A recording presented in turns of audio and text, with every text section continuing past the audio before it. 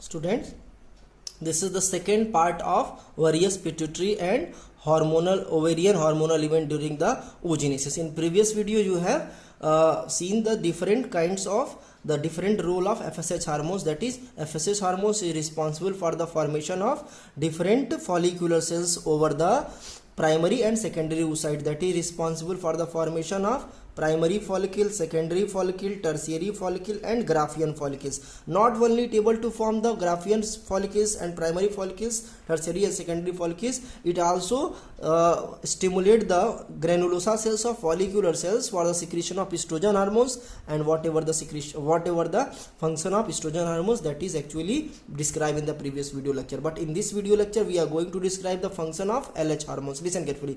LH hormones at mid of, listen carefully, at mid of menstrual cycle, listen carefully, at mid of menstrual cycle, what are the total cyclic events, total days period of menstrual cycle, it is 28 days, and the mid of 28 days is 14th days. That is, the menstrual cycle is the period of 28 to 29 days, that is a cyclic events. But at the mid of menstrual cycle, that is at the day of 14, the LH hormones become at their peak. The concentration of LH hormones in the ovary become at the peak, and then this peak LH acts over the mature follicular stage, that is Graafian follicle. The Graafian follicle is the mature follicular stage of the overall ovary. Then what happen when the LH hormones works over the Graafian follicle, that it responsible for the ovulation, and what happen in the ovulation, the granulosa cells that remain as usual in the ovary, but the ova will be released out into the fallopian tube, that is the ova. Structure of ova is clear in the previous video lectures. Listen carefully, during the deep process of oogenesis. But listen carefully, the granulosa cells later packed, without ovary, the pocket of granulosa cells become packed and filled by the other specific cells of granulosa. Listen carefully, this is the packed and inactive. Listen carefully, after the elimination of ova, after the ovulation, the overall follicular cells get packed and become inactive. It means it do not have the function of nutrition of ova, because ova will be released out. Then listen carefully, these actually, the granulosa cells actually, as you know that it able to secrete the estrogen hormones, and FSH will continue to the secretion from the pituitary hormones. So the estrogen and FSH hormones, keep in mind, estrogen and FSH hormones develop the LH receptors within the granulosa cells and convert them into the luteal cell. That is, the granulosa cells when packed after elimination of ova, then it is termed as the corpus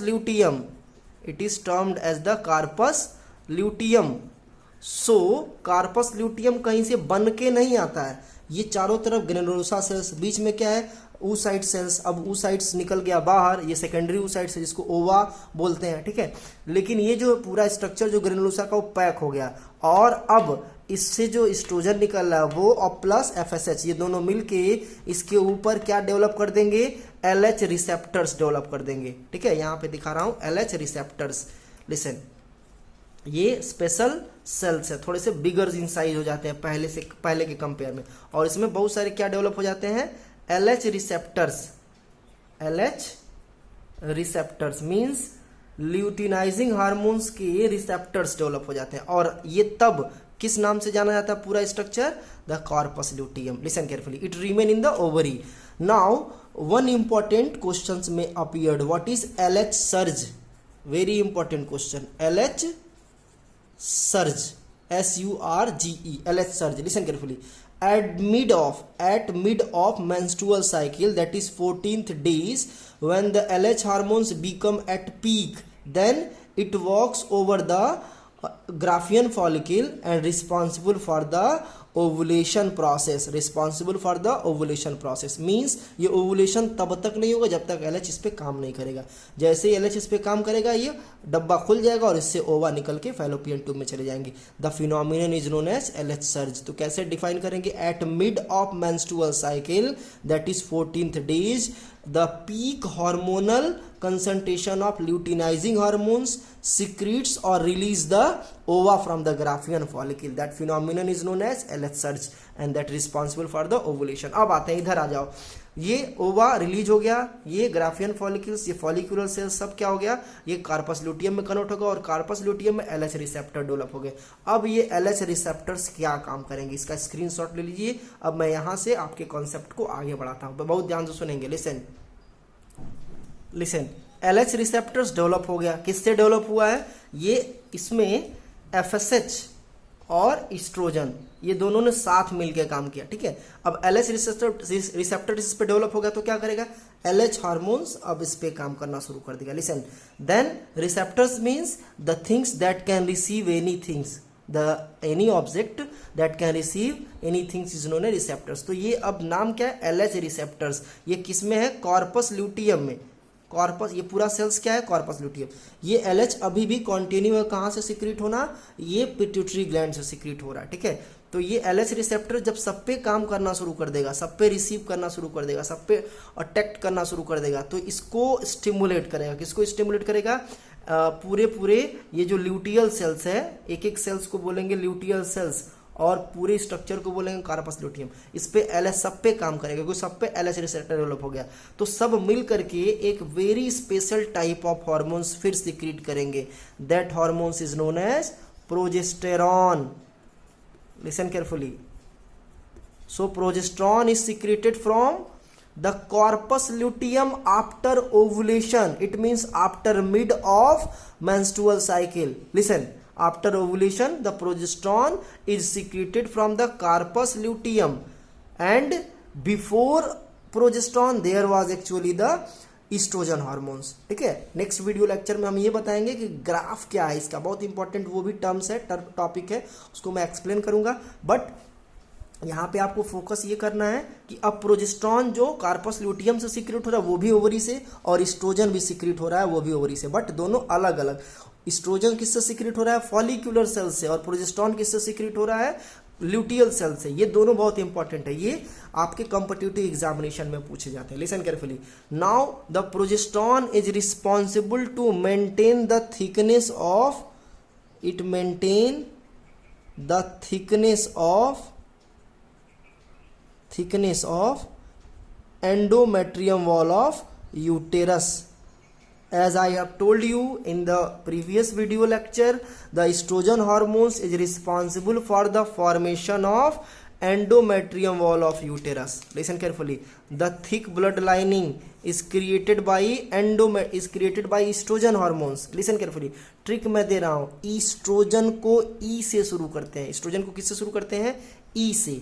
और endometrium wall को भी ई से शुरू करते हैं. तो construct कौन करता है? इसका एंडोमेट्रियम वॉल ऑफ यूटरस को बनाता कौन है? ये बनाता है ईस्ट्रोजन हार्मोन्स. और इसको मेंटेन कौन करता है? प्रोजेस्टेरॉन. मैंने अभी बताया कि आपके घर की बनाने की जिम्मेदारी कौन लेता है? प्लम्बर, मिस्त्री, आपके घर का राजमिस्त्री. बट उसको मेंटेन करने की जिम्मेदारी किसी और की होती है, आपकी हो सकती है, बिल्डर्स की हो सकती है. But keep in mind, in the ovary, in the uterus, the synthesis of endometrium wall of uterus, that is known as the mens. The synthesis of mens, it is the thick blood lining, is actually from the estrogen hormones, but their maintenance is actually done by the progesterone hormones that is secreted from the corpus luteum, and it is continue till the thickness of endometrium wall is continue till the ova fertilized and embryo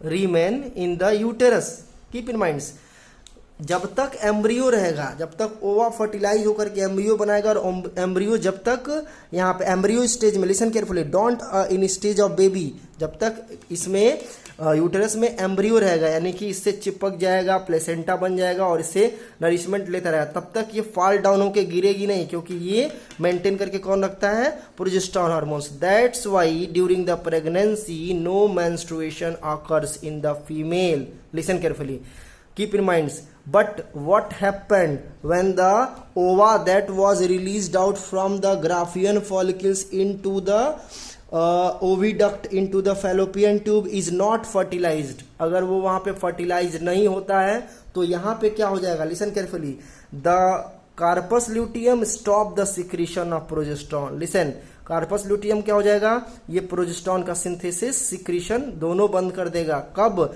जब ओवा इसको मालूम है कि fallopian tube में fertilise नहीं हुआ, तो क्या हो जाएगा, जब यहाँ से प्रोजेस्टेरोन का लिंक टूट जाएगा तो इसकी थिकनेस, ये जो थिकनेस मेंटेन हुई है, ये थिकनेस मेंटेन नहीं हो पाएगी और ये पूरा का पूरा जो है मेंस फॉल डाउन हो जाएगा through the external genitalia. That phenomenon is known as menstruation. That phenomenon is known as menstruation. That is actually a cyclic events of 28 to 29 days in female, and that cyclic event is known as menstrual cycle, that need to understand by you. Listen carefully. That will be actually a good sign for the puberty, and in next video lecture I will describe about the different pituitary, uterine and the ovarian events through a graph. That is very important part of NCERT as well as the board examination. If you have any doubt, if you have any problems, then resume the video many times in order to make a good notes, and the notes should be in according to the video lecture, in according to the concept of video lecture, to the points.